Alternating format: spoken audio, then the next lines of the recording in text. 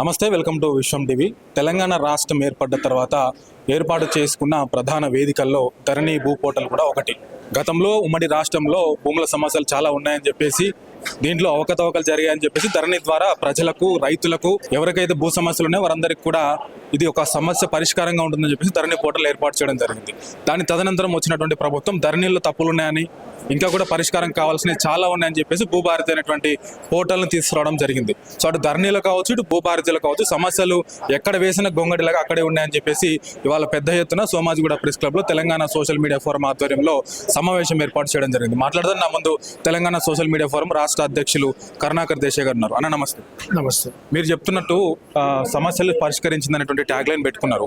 So గత ప్రభుత్వం చెప్పింది ఏంటంటే ధరణిలో సమస్యలన్నీ పరిష్కారం అవుతున్నాయి కాబట్టి ధరణి తీసుకొచ్చినామన్నారు. ఇప్పుడున్న ప్రభుత్వం ఏమో భూభారతిలో సమస్యలు పరిష్కరించబడుతున్నాయని చెప్పి వాళ్ళు అంటున్నారు. కానీ మీ వర్షన్ ఏంటంటే ఇంతవరకు భూ సమస్యలు పరిష్కరించబడలేదు అంటున్నారు. ప్రధానంగా మీరు చూస్తున్న సమస్యలు ఏంటి అసలు? భూభారతికి ధరణికి ముఖ్యంగా రెండు తేడాలు చెప్పగలుగుతుంది. ధరణి ఏమో చట్టం తెచ్చినప్పుడు అది విస్తృతంగా చర్చలో పెట్టి, పబ్లిక్ డొమైన్లో పెట్టి ఫీడ్బ్యాక్ తీసుకొని ఏర్పరచలేదు. అది హఠాత్తుగా ఆలోచన తీసుకున్నదే తడువు. వాళ్ళే రహస్యంగా కూర్చొని ధరణి చట్టం తెచ్చినప్పుడు ధరణి వల్ల చాలా ప్రాబ్లమ్స్ వచ్చినాయి. సాదా బైనామా ప్రాబ్లం వచ్చింది, మొటేషన్ ప్రాబ్లమ్స్ వచ్చినాయి. పాత మొటేషన్స్ చేసిన వాళ్ళు ఈ మొటేషన్లన్నీ ఆగిపోయినాయి, రిజిస్టర్ అయినాయి కూడా. ఈ ధరణి వల్ల ఇబ్బంది పడ్డ జనాలు ఊర్లలో 30-40% ధరణి బాధితులున్నారు.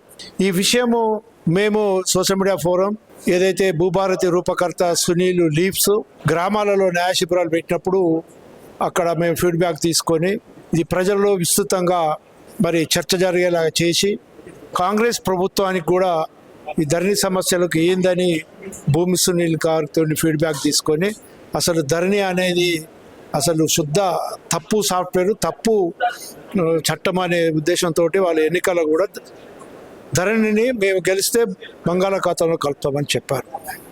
అయితే గెలిచిన తర్వాత ధరణి సాఫ్ట్వేర్నే భూభారతిలో కొనసాగిస్తాం. చెప్పిన ప్రకారం చేయలే. ఎందుకంటే అది పనికిరాని చట్టము. ఆ పనికిరాని చెత్తనంతా ధరణిలో పెట్టిండ్రు. మళ్ళీ ఆ పనికిరాని చెత్తనంతా కూడా మళ్ళీ భూభారతి సాఫ్ట్వేర్లో ఉంది.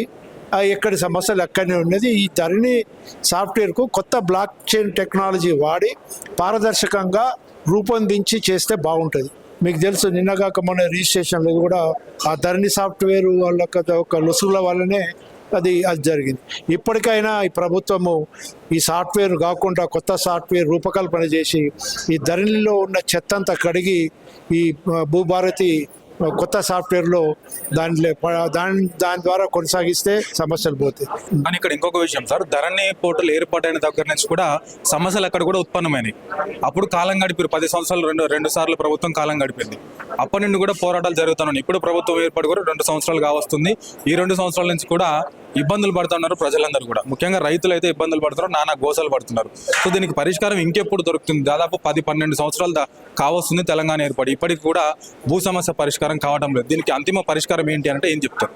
ఇప్పుడు ఏం లేదు. ఇప్పుడు భూభారతి ధరణి రూపకర్తలే ఇప్పుడు భూభారతి దాంట్లో బ్యూరోక్రాట్లు ఉన్నారు. అక్కడ రూపం చేసిన వాళ్ళు ఇక్కడ ఉన్నారు. చట్టము మంచిగా రూపొందించిన తర్వాత ఏ చట్టానికైనా మళ్ళా సబ్ రూల్స్ ఉంటాయి. ఇప్పుడు ప్రధానికి ఆ సబ్ రూల్స్లు కరెక్ట్గా రైతులకు ఉపయోగపడే వరకు, బాధితులకు ఉపయోగపడేలాగా రూపొందిస్తే బాగుంటుంది. దాంట్లో మళ్ళీ తిరకాసులు పెట్టేసి మళ్ళీ ఏదైతే ధరణి చట్టంలో ఇన్ని రోజులు తిరిగినరో ఈ భూభారతిలో కూడా ఆ సబ్ రూల్స్ అట్లా పెట్టేసి ఇలా ఇబ్బంది పెడుతున్నారు. తక్షణమే మా ఉద్దేశంలో ఈ మన అధికారులు గ్రామాల లేకపోయి గ్రామ సభ పెట్టి అక్కడనే కంప్యూటర్లు పెట్టి వాళ్ళ భూమి నిజంగా వాళ్ళు ఉన్నారా లేరా అని చెప్పి అక్కడే సమస్యలను మరి పరిష్కరిస్తే ఈ సమస్యలు ఉండవు. ఏది ఏమైనా గవర్నమెంట్కు, ప్రభుత్వానికి చిత్తశుద్ధి ఉంటే అన్ని చేయొచ్చు. ఒకవేళ కనుక ఇదే కనుక చేయకపోతే ఇది ప్రజలలో మళ్ళొక చైతన్యం ఏర్పడి బీఆర్ఎస్కు గట్టించిన గతే మన కాంగ్రెస్ ప్రభుత్వానికి కూడా మరి పట్టించే అవకాశం ఉంది. ఇప్పటికైనా తెలుసుకొని దీని మీద శ్రద్ధ పెట్టి ఈ సమస్యల పరిష్కారం చూపాలని మేము కోరుకుంటున్నాం. సో ధరణిలో ఉన్నటువంటి సాఫ్ట్వేర్నే భూభారతిలో ఉపయోగించడం జరుగుతుంది. అక్కడ ఉన్న సమస్యలే ఇక్కడ ఉత్పన్నమవుతున్నాయి. సో సో ఇది ఇంతటితో ఆపి ప్రభుత్వం చిత్తశుద్ధితో అధికారులను వెంటనే ఆదేశించి గ్రామాల్లో రెవెన్యూ డివిజన్లలో కావచ్చు, జిల్లా స్థాయిలో కావచ్చు, ఇటు రాష్ట్ర స్థాయిలో కూడా వెంటనే సమావేశాలు, సభలు ఏర్పాటు చేసి దీనికి తక్షణ పరిష్కారం తీసుకురావాలి, లేదంటే పెద్ద ఎత్తున మరొక ఉద్యమం తలెత్తబోతుంది తెలంగాణ రాష్ట్రంలో అని చెప్పేసి కరుణాకర్ దేశాయ్ గారు చెప్తా ఉన్నారు. కెమెరామెన్ బిట్టుతో ఉదయ్, విశ్వం టీవీ, హైదరాబాద్.